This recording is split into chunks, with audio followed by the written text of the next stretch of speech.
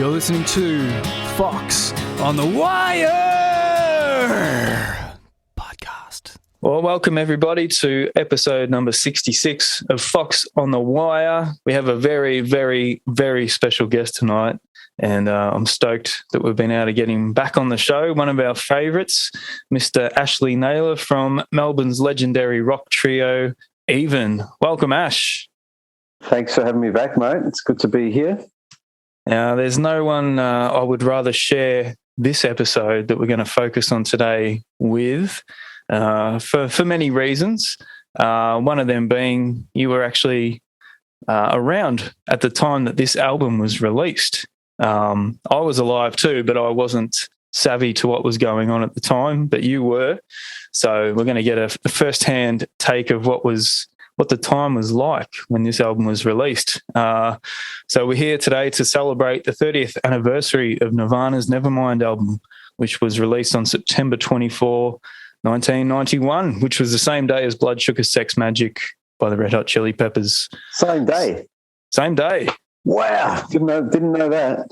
Yeah, there's a couple of others too. I think Pixies album as well. There is a whole list. Wow. Quite a few. And just this month alone was crazy in 1991. I think the previous week was the Guns N' Roses Use Your Illusion albums. Bloody hell. Just a crazy month. So, obviously this is a massive album. And like I said, I'm absolutely rapt that we can get you on the show and talk to you about it. Thanks for asking me. So what was it like at that time, Ash, if you can venture back that far? It was, I remember seeing them in the summer of 92, but a year before when the record came out, I remember a mate of mine had a tape of it, like a bought cassette, and I borrowed it off him and played it, and it's like the penny dropped after a few listens. It's like, okay, this is kind of like a heavy metal version of the Pixies, Yeah. And that's a really broad pigeonhole, but I wasn't really into hard rock at that point in time. I'd sort of had a bit of a flirtation with hard rock in my early teens, like with Iron Maiden and maybe a little bit of Yngwie Malmsteen, I'm not sure. But nice. Yeah, this is early stuff, and a little bit of AC/DC, but Zeppelin was probably the only heavy rock band that I listened to from early teens to now. And then it didn't have a massive punk rock phase, but when Nirvana came along, it was like they kind of, I don't know, it was something else altogether. It had a bit of a hard rock element, but also had a bit of a punk element, a bit of a pop element. So it really did take us all sort of by surprise, like this incredibly powerful music, but also incredibly melodic. Yeah, well, I think Kurt said, the songs on the album were influenced by bands such as the Pixies, R.E.M., the Smithereens and the Melvins. So there's quite a mix in there. And like you said, it sort of meshed together like punk and rock and pop. And I don't think even the band or the record company obviously expected it to sell as much as it did, because I think they only did, or they expected it to sell like 50,000 copies from memory, and then it just started taking off, and 30 million albums later, sales later down the track. Well, I read that book by Danny Goldberg, the former manager, Bumping Into Geniuses, and the chapter on Nirvana is obviously quite heartbreaking, but also exciting, just the way that, just like you said, the expectations for Geffen were quite realistic or reasonable based on Sonic Youth's kind of sales figures, and Sonic Youth were one of the catalysts for Nirvana signing with Geffen and Danny Goldberg and that crew. So it's one of those unforeseen cultural shifts, and I guess a lot of the great ones are unforeseen. Getting back to what you're saying about Kurt's influences, like I saw the Smithereens around the early 90s at the Palace, same venue I saw Nirvana at, and the Smithereens were an incredible band. They took me by surprise as a live band. They were just amazing.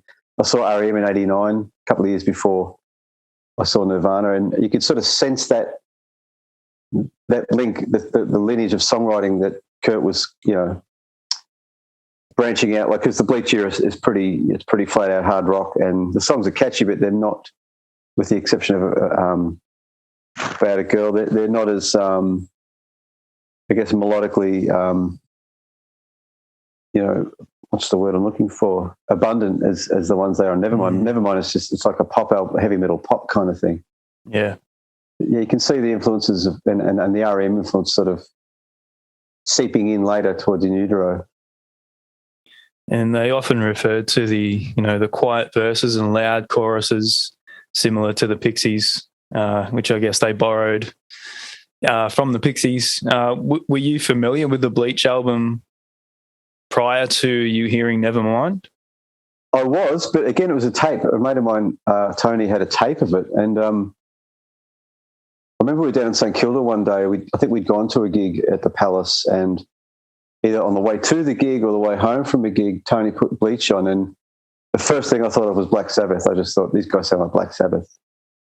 And that was just a very sort of unsophisticated pigeonhole that I put Nirvana in at that point. And this is, around the Bleach era. And then the transition from Bleach into Nevermind was quite a leap. In such a short time too, really. I mean, Bleach came out in 89. They demoed some of the songs from what would become Nevermind in 1990. And then obviously Nevermind released in 91. It's quite a short period of time that they really honed their craft. And obviously Nevermind had a much bigger recording budget than Bleach. And they were able to work with Butch Vig. So there was a few factors in there, but it is quite a big jump from Bleach to Nevermind in terms of the songwriting and the production. So Kurt obviously was accelerating as a songwriter at a pretty fast rate. Yeah, I mean, and that's the thing. The songs are the key. Like, we all know and remember bands from that period, but Nirvana songs are something else again. Like, you can't write a Nirvana song. If you try and write one, it just sounds weird. Like, that's the beauty of, I think, of songwriting. And when someone with a freakish talent comes along like that, it is kind of like a once in generation thing. There is a pattern to his songwriting, but melodically the songs are just so rich. Like the songs they could stand up on their own just with an acoustic guitar because the melodies are so strong. But like you said, that short period of time from Bleach to Nevermind is astounding. And then if you inject Dave Grohl into the picture, you end up with something that's it's just this magnificent injection into the band, because he's like one of those drummers where you almost immediately air drum to on Nevermind. The drum parts are just they're pretty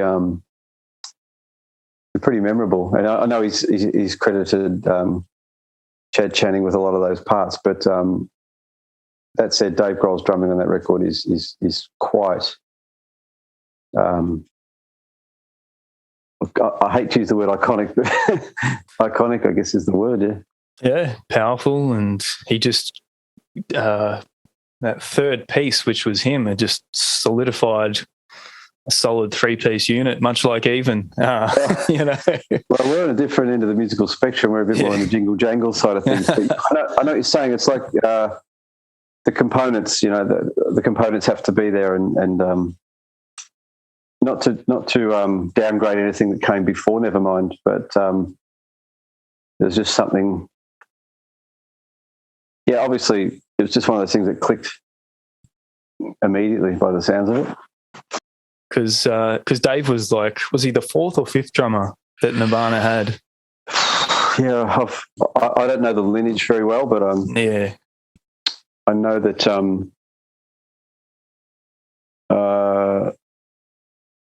they had a few. I didn't the drummer from Mudhoney play on one of the singles as well. Yeah, is that Dan Peters? Dan Peters. Yeah. So yeah. It's one of those things. Watching a band sort of evolve in public. A lot of bands have their evolution prior to getting signed, whereas Nirvana, I guess they evolved throughout the course of their releases, and they ended up with that sort of that sweet spot in terms of their lineup around the Nevermind onwards period. And unfortunately, it was only a couple of years. Yeah, a lot happened in such a short period of time. It's pretty crazy, much like Guns N' Roses. I mean, I'm sure it's happened to a lot of bands as well, but in such a short period of time. Even Led Zeppelin, what were they around for, like 10 years, 11 years?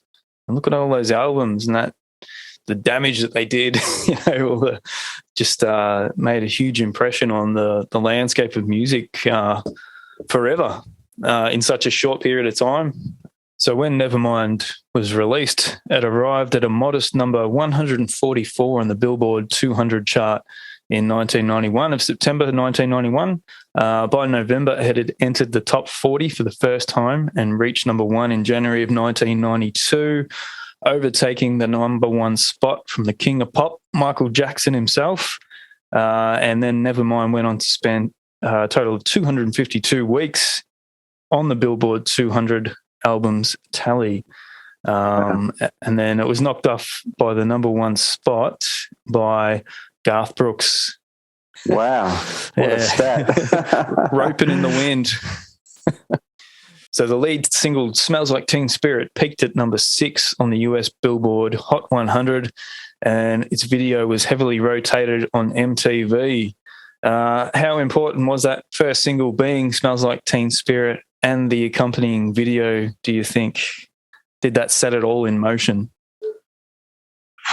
Well, I guess history tells you that it did, yeah. I can't remember the first song. I can't even remember the first time I heard that song. I think because someone loaned me the cassette of the album, I probably listened to the whole album sort of over and over, and then that's when other songs started jumping out. But in terms of, like you were saying about all the other records that came out in that period, like nothing else sounded like Teen Spirit. That's for damn sure. No, and I think the video, I mean, looking back from my perspective now, had a big impact on the success of the song and the album as well. Like the video was the perfect video for that song and to sort of kick off the album and its release. So it was released just before the album came out. And funnily enough, I don't think Kurt was happy with the director's edit, the first edit of the video. Sam Bayer. So Kurt flew back to LA and personally edited the video.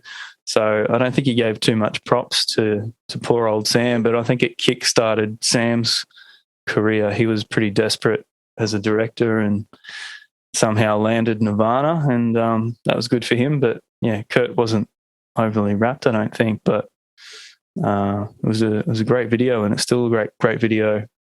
Yeah, that's the artist's way, though, isn't it? To try and perfect things and refine them and finesse them. And videos are fraught with peril. You know, whether it's a $200 budget or a $2 million budget, they're just absolutely fraught. Yeah, but I think Teen Spirit is still as powerful today as it probably was back then when it came out. Like when that comes on the radio, you can still, like, it still sounds great. Doesn't sound dated, still sounds powerful. And I can only imagine what people thought when they first heard that on the radio when it came out. It's like, what the hell is this? Yeah. You often hear some of the guys from the 80s and the hair bands, when they first heard it on the radio, they knew straight away their careers were over, which is a pretty powerful thing to happen. So yeah, well, it kind of,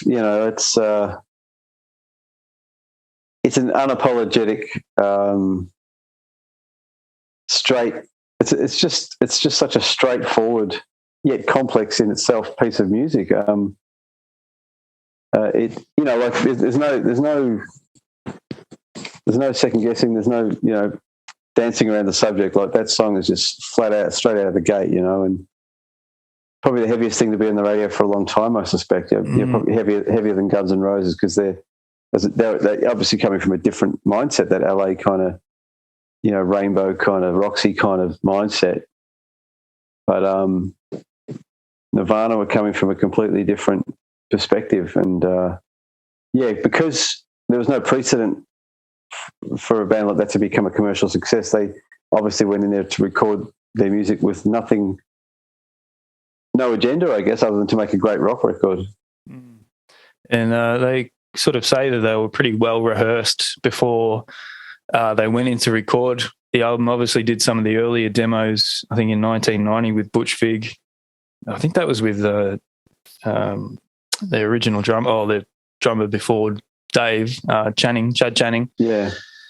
So they'd obviously done a bit of demoing, but they said they were pretty well rehearsed before they went in with Butch to record at Sound City in Van Nuys in California, which Dave did that documentary on Sound City a few years back, which was great, and sort of took us back to them using the Neve 8028 analog mixing console, which Dave, I think, ended up buying. Yeah. Did you see that doco? I saw a lot of it actually. I always fascinated by studio documentaries. They're just so intriguing. Capturing a band, on the cusp of something magical like that would have been a wonderful experience, for everyone involved. Yeah, absolutely. And just sounded like it all came together at the right time. And, Dave was, his previous band, Scream, I think they broke up on tour, and I think someone called him and he's like, do you want to try out for Nirvana? And the rest is history. It was the missing piece that they needed. Yeah, like I said before, the drumming on that record is just phenomenal, just the drum parts are riffs unto themselves. You find yourself air drumming along to many of his drum fills. Yeah, and the first time they played Smells Like Teen Spirit, they needed gas money to drive down to LA to record Nevermind. So they played a last-minute show at the OK Hotel on April 17th in 1991.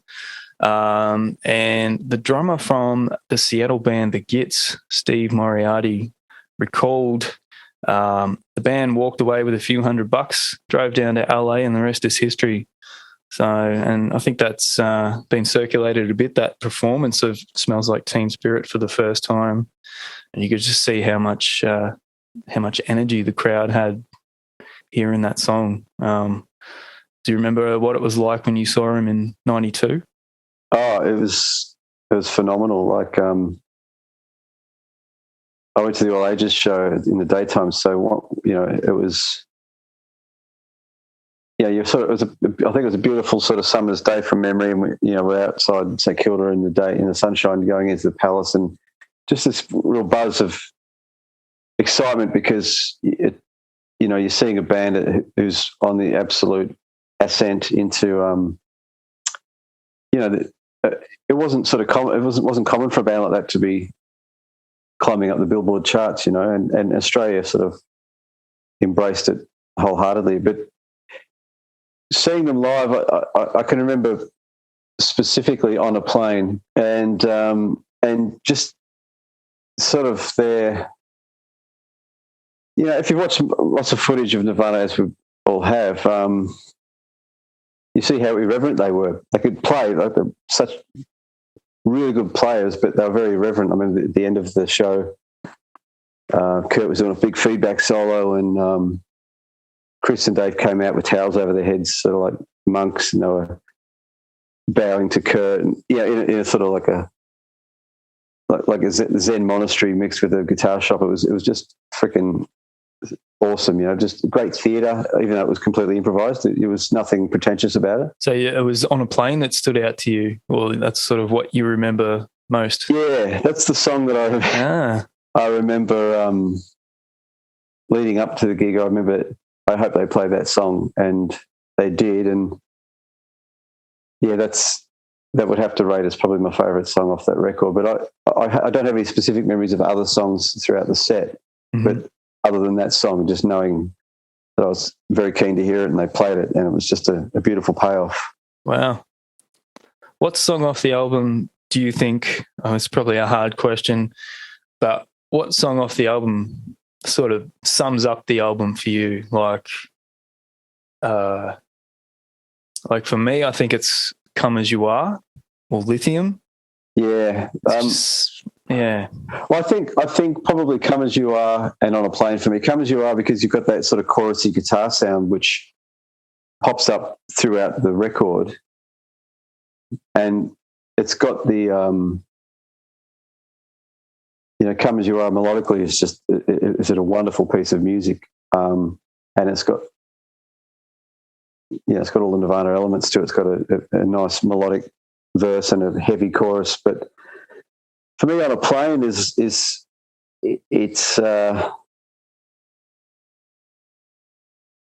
I don't know. There's something about that song as well, which I think is just it's kind of a quintessential Nirvana song. It's powerful and melodic, It's very poppy too. Yeah, that's right. You can sing it in any style, and it's still a killer song, Mm. Did you enjoy the acoustic version a couple of years later when they play it at Unplugged? New York, yeah. Unplugged? I enjoyed that record.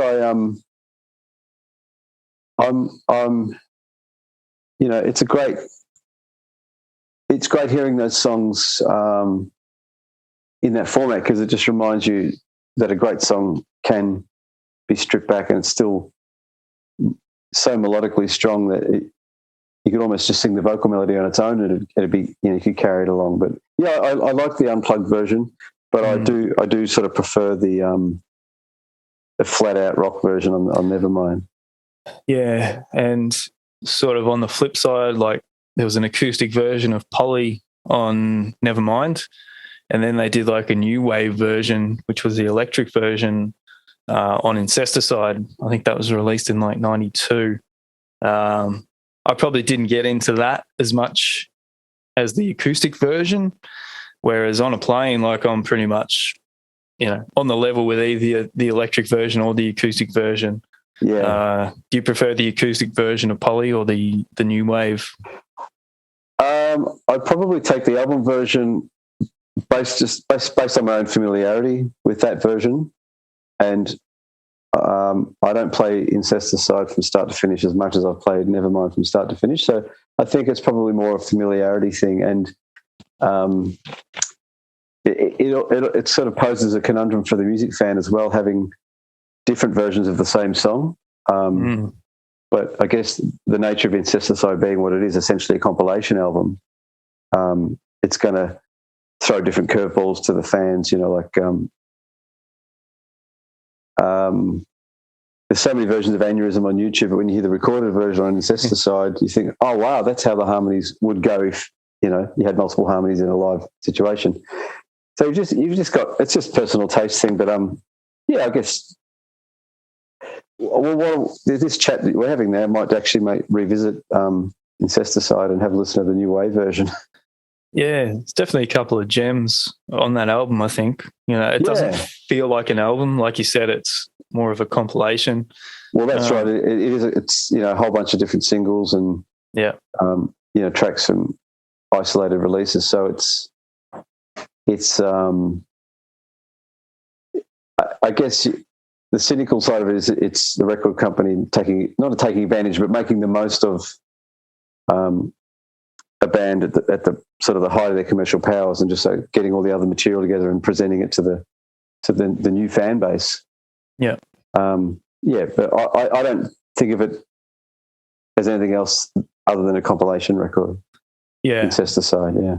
Yeah. It doesn't feel like an album like Nevermind, obviously, but Guitar World said that Kurt's guitar sound on Nevermind sort of set the tone for 90s rock music.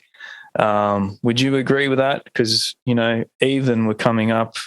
When was your first album? Was it 94 or 5? That first EP was 95. Yeah. And, look, I think it probably, I wouldn't say gave bands license to rock out again, but it kind of, Nevermind sort of provided a new template for what rock should or could sound like. And I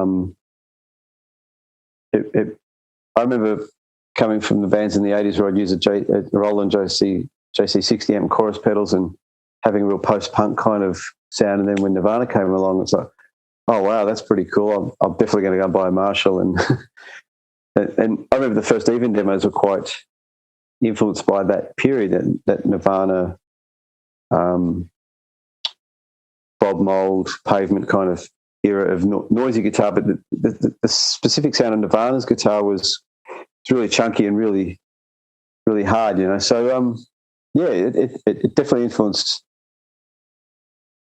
so many bands after it, you know. And like when we did our first record, the engineer put on a distortion pedal that I wasn't familiar with. I didn't feel overly comfortable with, but he said, people's ears have changed, you know. And I think a lot of that was attributed to Nirvana and the music that came out in their wake. Yeah, they seem to, well, they were credited with, you know, sort of kicking down the door for a lot of music that was to come throughout the rest of the 90s. And, you know, I think it was probably a collective effort from a lot of other bands, but Nirvana definitely kicked it in. And, you know, and I think, Butch Vig said Dre knew featured more guitar overdubs than any other song. There was one clean track and 5 distorted tracks. He was using a Mesa Boogie amp, 2 Fender Bassman amps, and one they called the Super Grunge track, which was using a pedal on the Fender Bassman. And it was said that Kurt didn't like using double tracks, so Vig had to sort of, well, he said John Lennon does it, and that was sort of enough to get him to do it, or he was tricking him into doing another take. So I think it was Kurt sort of grew to not despise Nevermind, but he tried to get away from it, didn't he, from the success and the sound of it? Yeah. Well, I've watched a lot of those Butch Vig clips and read a lot of commentary about Kurt's reaction to the mixes and you know, you read conflicting stories like the Danny Goldberg book, for example. The main sort of feeling from that book is that Kurt was very mindful of how the band was presented, you know, and how the band the musical choices they made with regards to who produced the records and who mixed the records. So having Andy Wallace mix it, I don't think they mixed it under duress. You know, obviously Andy Wallace is going to make your record sound amazing. So, but I guess you probably become self-conscious about it if you had success on that level. It'd kind of draw attention to itself in a way that you'd never experienced before. So, getting Steve Albini to make the next record was a reaction to that, obviously. So, yeah, totally different sounding record. The bonus track on the end of Nevermind, Endless Nameless. Yeah. Which was, listening back now, it kind of had hints of what was to come on in Utero, I thought. Just, you know, like sonic sort of assault, just very brutal. And I think, how did they get onto Endless Nameless? I think Kurt got frustrated recording Lithium or something like that, and they ended up just getting into Endless Nameless, something like that. I was reading. Yeah, I don't know the backstory about that track, and it's not one that I find myself sitting through a lot. But I've read not varying reports, but there's some pressings didn't have that track on there because I think in mastering at some stage of the mastering and the first pressings of the record, that track was overlooked, or the other way around, I'm not sure. But it's one of those kind of train spottery kind of chat group kind of topics.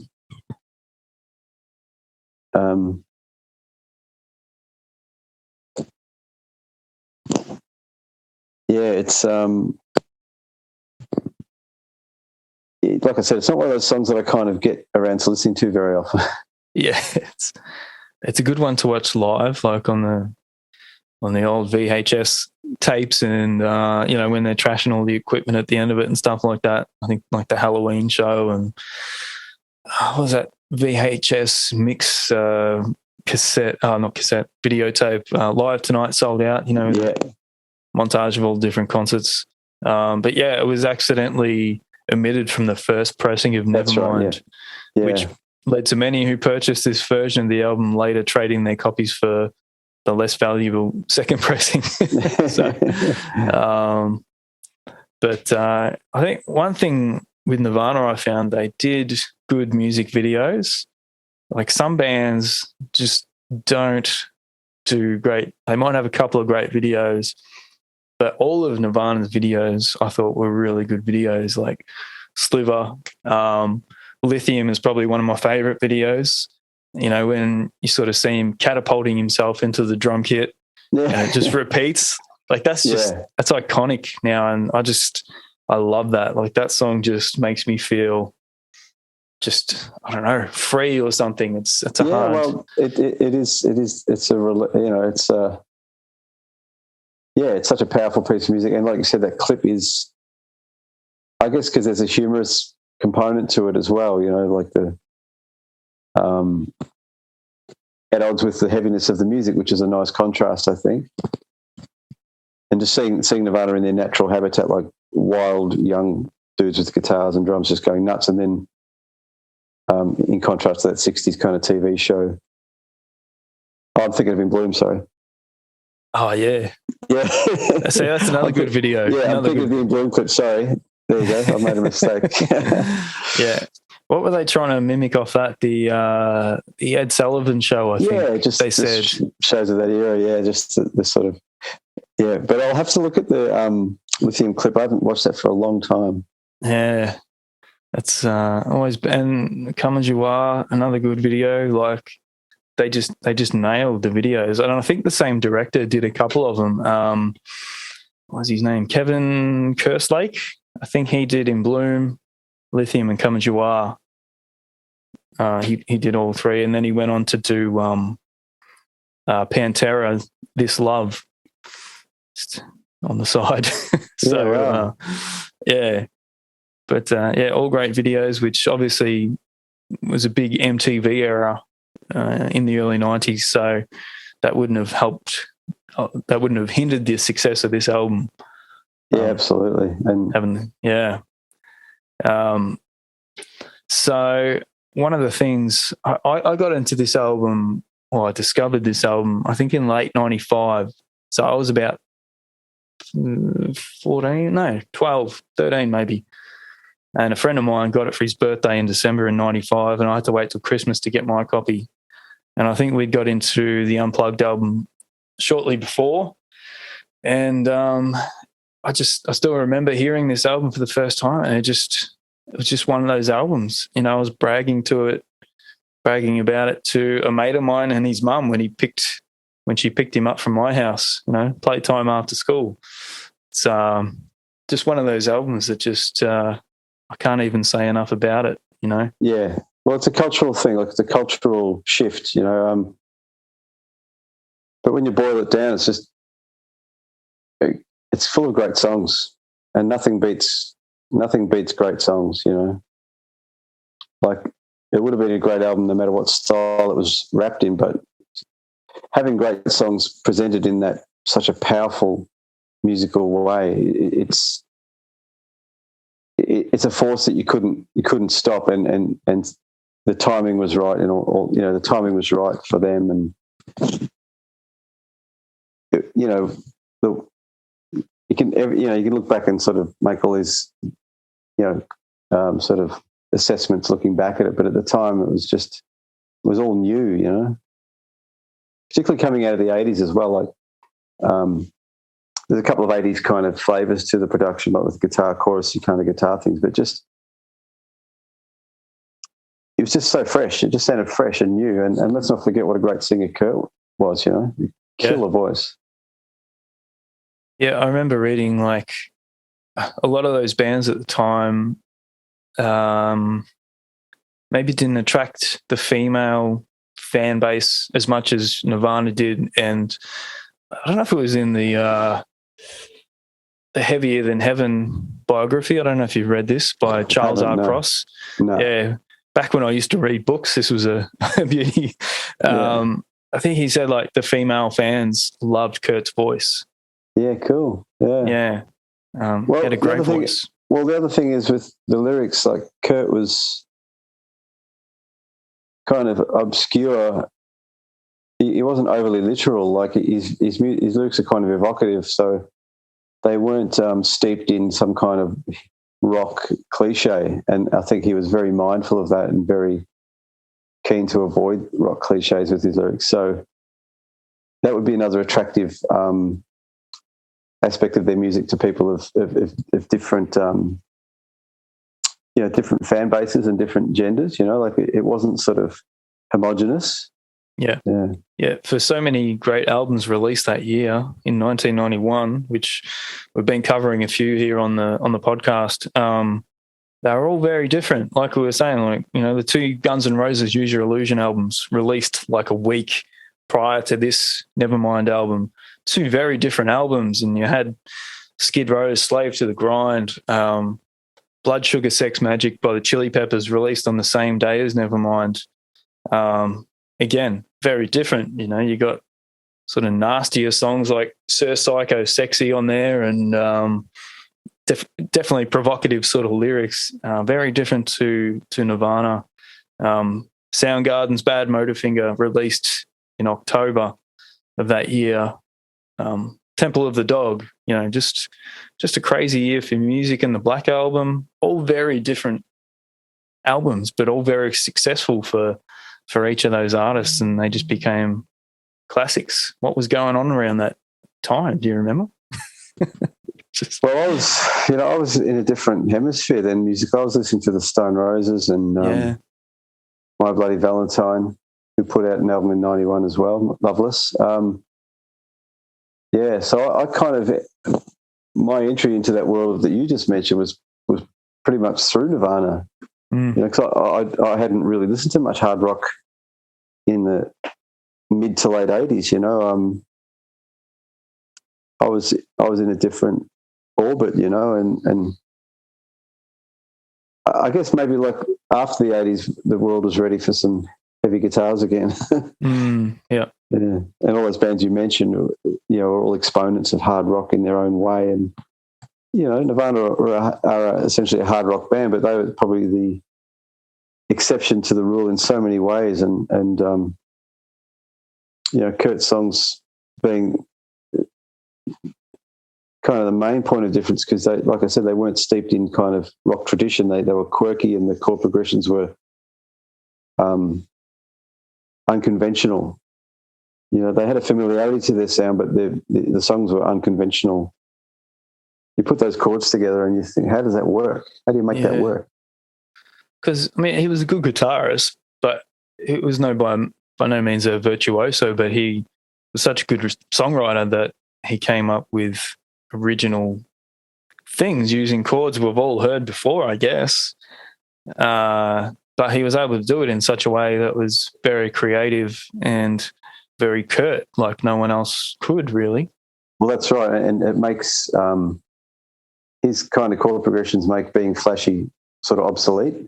Yep. You don't, when you've got songs that good, you're not relying on the musicality to get another side of the music across.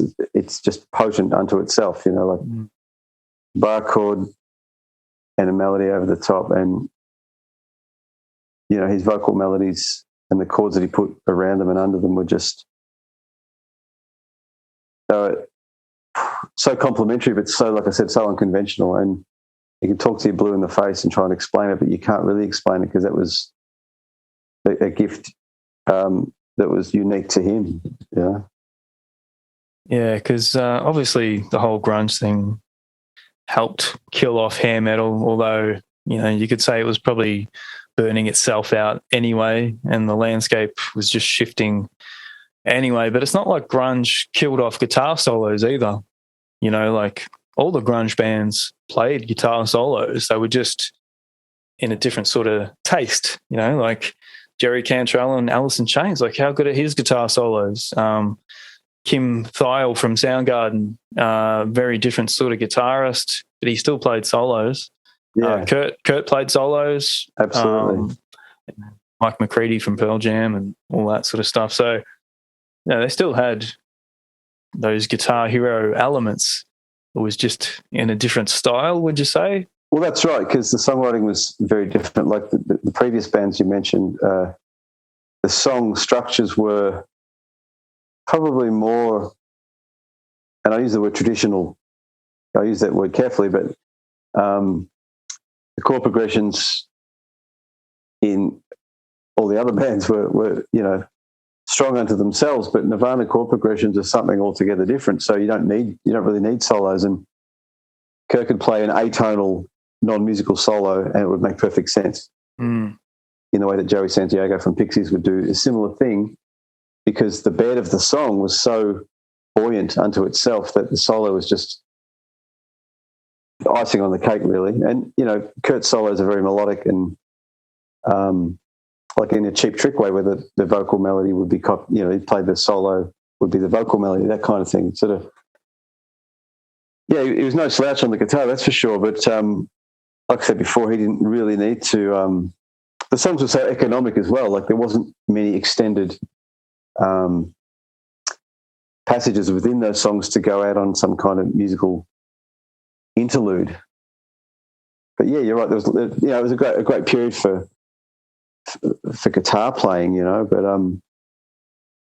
Kurt, just by virtue of the fact that he was a primitive guitarist, and I don't mean that that's not a criticism, that's just a description. He did make a lot of musicality. He made the concept of musicality almost redundant just by the strength of his overall songwriting skill. But it's something that was natural to him. It didn't sound forced. He had a style, obviously, but didn't sound laboured. That was just him expressing his artistic side. I mean, he was an artist, wasn't he? Whether it was painting or music, lyrics or poetry, he was an artist, an all-round artist, and knew how to express himself, I guess. Yeah, and it's important for people to have the outlet, and unfortunately, as everyone knows, with that comes the spotlight. That he was placed under, and that was part of the tragedy of the Kurt story. But yeah, in essence, like you said, he was an artist, and there's so many artistic qualities to Nirvana that go beyond, like you were saying, like being a visual artist as well. Like a lot of the visual, a lot of the imagery of Nirvana is unique to Kurt as well. Like the biological component to their artwork, and the angel wings on biological models of the human anatomy and that kind of stuff. It wasn't your run-of-the-mill kind of presentation. Yeah, all the baby fetuses and stuff like that. I think he was pretty obsessed with dolls and stuff, wasn't he? Yeah, like it was fetuses. It was a bold statement, and not to everyone's taste, obviously, but that's part of great art, is that it can just provoke a reaction, and they definitely provoked, reaction, musically, and also culturally. People might flinch at some of the artwork, and that's just the nature of great art. It's not pandering to the masses, Yeah, I always enjoyed going through this. I don't know if anyone's seen this out there, but features a lot of his artwork in here, some of his paintings, and just Kurt as an artist. It's really cool to flick through. So if anyone hasn't seen that, pick up a copy and check it out. But before we wrap up today, just one thing, I don't know if you'd agree, but one thing that often sort of gets overlooked a little bit, you know, behind Kurt's songwriting and all that sort of thing, and Dave's drums, is Chris Novoselic's bass lines. His bass playing on this album, I think, is phenomenal. Like Kurt's guitar parts, like we said, are, I don't want to say simple, but they're simple. Yeah, you know, they're not complex. They're sophisticated, but they're not complicated. Yeah, they're not busy parts. Yeah. So there was plenty of room there for Chris to play some amazing bass lines and really fill out that sort of low end. I reckon his bass playing is phenomenal altogether, but definitely on this album. Yeah, and it's really melodic playing, but it's also, you know, it's got a bit of a punk flavour to it, but yeah, it is melodic unto itself. And in fact, on a plane, one of my favourite parts of that song is the bass run into the last verse. Yep. Do do do do. Yeah, that's a bit that I wait for every time I hear that song. You know, like that little bass lick, and he did it on the Unplugged record as well. So it's,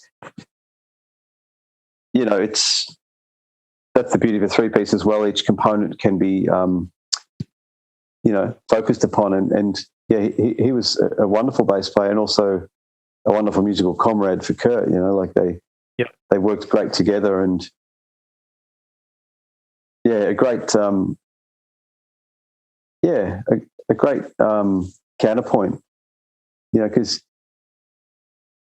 and also the sound that he got playing Gibson basses as well characterised the tone of the band. You know, you've got that sort of Kurt playing predominantly Univox and Fender guitars, and then Chris playing predominantly Gibson basses. The Gibson basses have a very full and powerful sound. It's a great compliment to that, the more sort of toppy Fender kind of guitar tone. Yeah. And it was quite a striking image. If you see the three-piece on stage, you know, you got Chris, what was he, like 6'7" or something like that? And then on the other side of the stage, you had Kurt, was probably around 5'9", and Dave in the middle. And it was just a funny but perfect looking three-piece there. And, you know, Chris was always very funny and a lot of wisecracks in interviews and that stuff, even on stage as well. Like, he was a very funny guy.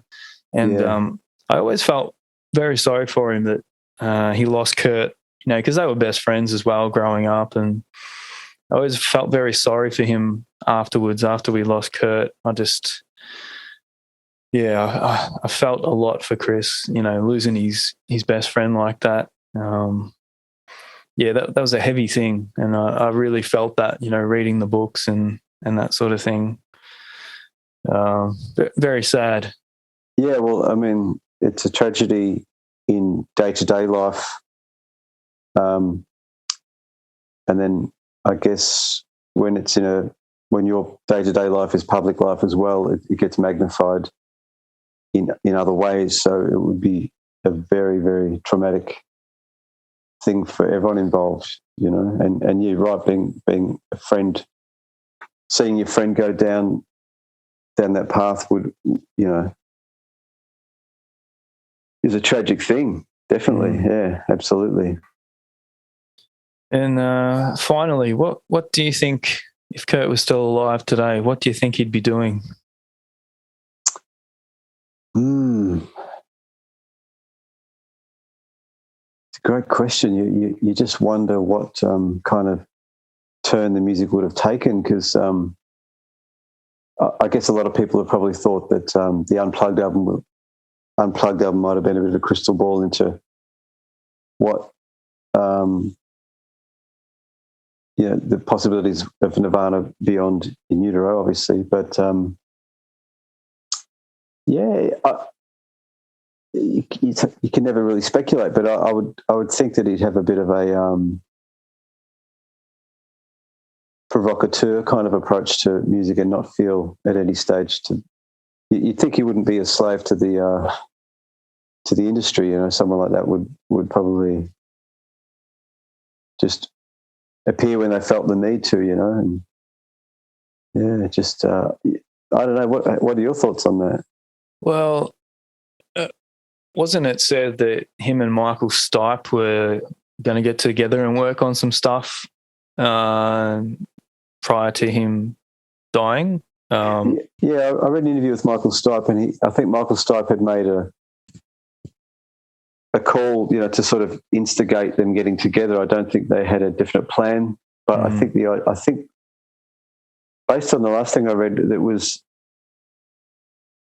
I think Michael Stipe was reaching out to try and create an opportunity for them to get together and do something, which, who knows how that would have turned out. It might have been something quite beautiful, but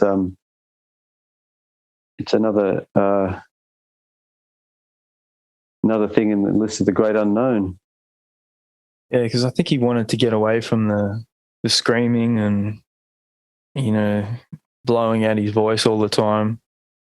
So kind of imagine maybe going down an acoustic path or just maybe not doing much at all musically. I don't know. Yeah, you never know. He might have done more painting, more visual art. We'll never know. And that's part of the tragedy of the Kurt story as well. Is no one will ever know what could have been.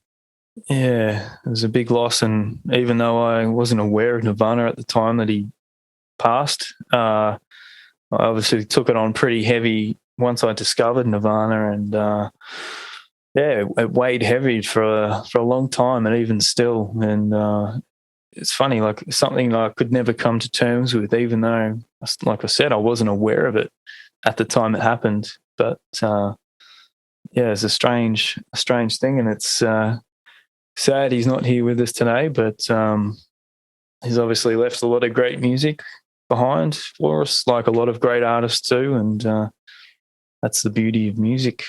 It lives on forever. Yeah, that's so spot on, mate. Yeah, like not unlike the Jimi Hendrix thing, where something burns bright for a very short period of time, and the legacy is untouchable. And that's not much consolation for the people near and dear to those individuals who passed on. But we're all still reaping the cultural rewards of the art that those people left behind. It's a shame. It's more than a shame that they can't, couldn't have experienced more of life. But that's the tragedy of the whole situation. But a beautiful legacy. Yeah, and a massive album that I'm sure we could pick apart all night. And I was looking forward to this episode, but I was kind of dreading it as well, because I know I can't verbally get across how important this album is and sort of what it means to me. It's very hard to find the words. It's just something you feel when you listen to it. And obviously it was a big part of my growing up and getting into music and becoming a musician myself. And maybe it's not even something I can comprehend and put into words at this point, maybe sometime down the track. But and you can't sort of explain what you heard when you first heard this album. Like, yeah, good songs, great singer, all that, but it was more than that. It was it was the aesthetic of the music, and I don't think you can quite explain it. So well, thanks Ash for joining us tonight. And thanks for having me, mate. It's been a pleasure to talk about this album with you. Great to have you on the show again. Well, thanks for having me, mate. It's I love talking about music, and it's great to talk about Nirvana because it's something that was important to me in my early 20s, and I was lucky that I was able to see them and buy their records when they came out and that kind of thing. It was pretty cool. Yeah. Awesome. And where can people find you, Ash? even.com.au? Yeah. That's Ashley Naylor official. Yeah, so that's where it's all happening for me right now. But thanks for having me along tonight. It's great. It's really cool to talk to you again. My pleasure. And thanks everyone for tuning in. And thank you, Ash. We'll talk to you again soon, mate. All the best. Yeah, same to you, man. And take care. You too. Thanks, everyone.